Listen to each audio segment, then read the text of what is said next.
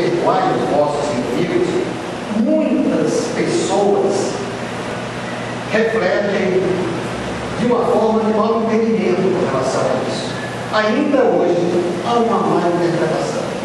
Nós espíritas já temos uma interpretação, mas a maioria ainda tem uma interpretação que não é a mais coerente com relação às palavras do Mestre Jesus.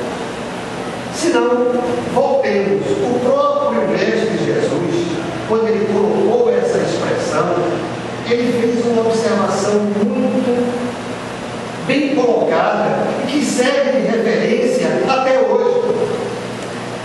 Quando ele foi instigado pelos fariseus, Mestre, qual os maiores do mandamento?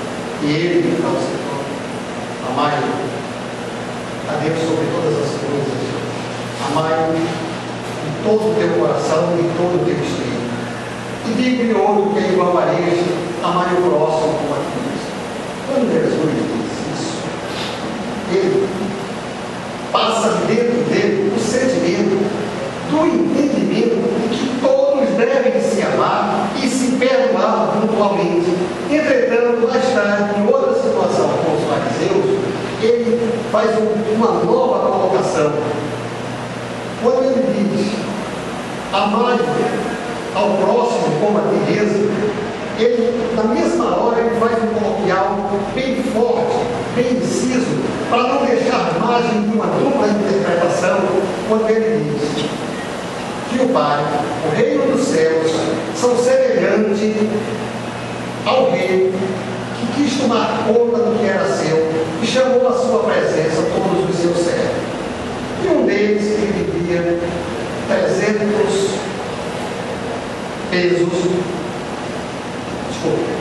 mil pesos, ele chegou e disse: prendam e prenda todos os seus familiares e só solte quando ele pagar a última conta.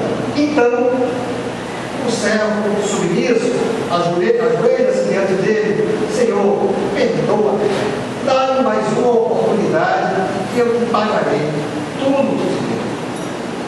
Foi tão comovente a solicitação do servo que o rei perdoa e manda que ele vá. Saindo a caminho de casa, ele encontra um subservo. Encontrando o subservo, ele devia apenas 300. Apenas 300. Não 30 mil, mas 300. E ele pega o cidadão pela mega, quase estrangula, e o cidadão posta-se diante dele, ajoelha-se e implora para que ele perdoe. Dê mais uma oportunidade e ele pagaria. Eu te pago tudo que te devo. E ele não. Prenda até que pague tudo que te devo. Os companheiros que viram a cena anterior e a posterior voltaram ao rei e voltaram ao sucedido. Então o rei manda chamá-lo à sua presença. E chamando a sua presença, questionou: por que não perdoar como eu te perdoo? Prendam até que eu pague tudo isso. Então, se ele não queria ficar sem receber apenas 300, vai ter que pagar 30 mil. Assim, e aí arremata Jesus: assim agirá o meu Pai para com vocês, se não perdoarem o vosso irmão pelo mal que vos tenha cometido. Eis a colocação. Então, o amor que Jesus fala, este amor ao próximo como a si mesmo, é o amor de caridade, o amor de justiça. Esse é o amor que Jesus fala, é o amor da igualdade, de que todos são iguais e que todos têm oportunidade perante Ele. É esta oportunidade de que fala o Espírito. São essas oportunidades que, através do processo reencarnatório, você tem esta oportunidade de conviver aqui nessa escola mundo milenar que é o nosso planeta. É neste planeta que nós estagiamos em função do grau evolutivo que nós possuímos, a cada um conforme o seu merecimento. Cada um evolui. Deus de infinita bondade, Ele quer que nós cresçamos, que nós possamos evoluir, mas com os nossos méritos, com os nossos esforços. E é por isso que seremos reconhecidos pelo esforço que fizermos. É isso que nós precisamos, é ter esse entendimento do perdão. Para se livrar do orgulho, a receita é o perdão. E é isso que nós precisamos nos exercitar. Esse perdão. Mas esse perdão verdadeiro. Esse perdão que vem de dentro de si. Esse perdão que você não liga apenas porque está em frente de algumas pessoas para você se sair bem diante da sua sociedade. Não, é um perdão lá dentro. Porque quantas vezes nós escutamos alguém dizer: eu perdoei fulano pelo que ele fez, mas de vez em quando eu me lembro de tudo que ele fez. Será que ele perdoou? Não houve perdão. Não houve perdão. O que houve nesse indivíduo foi apenas um despertamento. Ele já está no patamar de evolução em que ele sente a necessidade de exercer o perdão. Entretanto, ele ainda não tem domínio total sobre o seu sentimento. Porque se ele assim o tivesse, ele não teria mais isso. Ele nem se lembraria de tal fato. Essa que seria a verdade. É por isso que nós temos mágoa.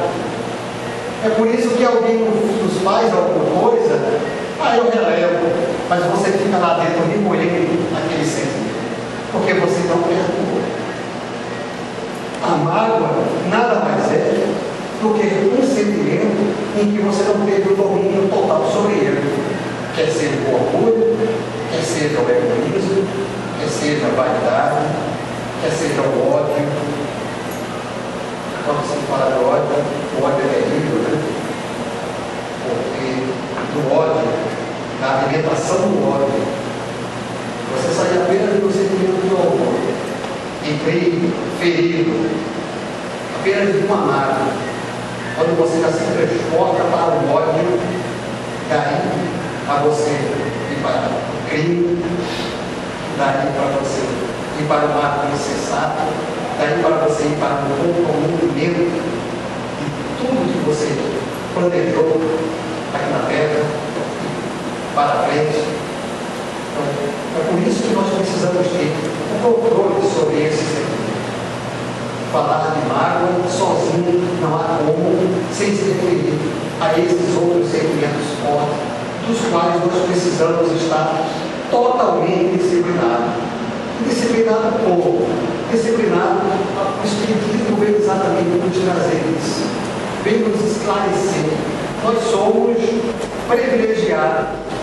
A partir do momento que nós temos o despertamento, e necessitamos um entendimento para com o próximo, consciente, fundamentado na orientação da doutrina, onde você realmente concebe o Deus Pai Todo-Poderoso e o Mestre Jesus como guia, modelo e caminho para você trilhar e você conseguir o seu progresso evolutivo, os patamares dos quais você deseja, dos quais todos nós haveremos de alcançar, por bem ou por mal. Quando nós passamos a ter um entendimento de que os sofrimentos que nos batem a porta, quer seja o familiar doente, quer seja o familiar inoportuno, desagradável, são dádivas que Deus nos proporciona para que nós nos regeneremos de atos cometidos anteriormente. Quem sabe se eu não fui ou não pratiquei uma atrocidade com aquele indivíduo em outra encarnação. Porque nós imaginamos que nós já somos santos, né?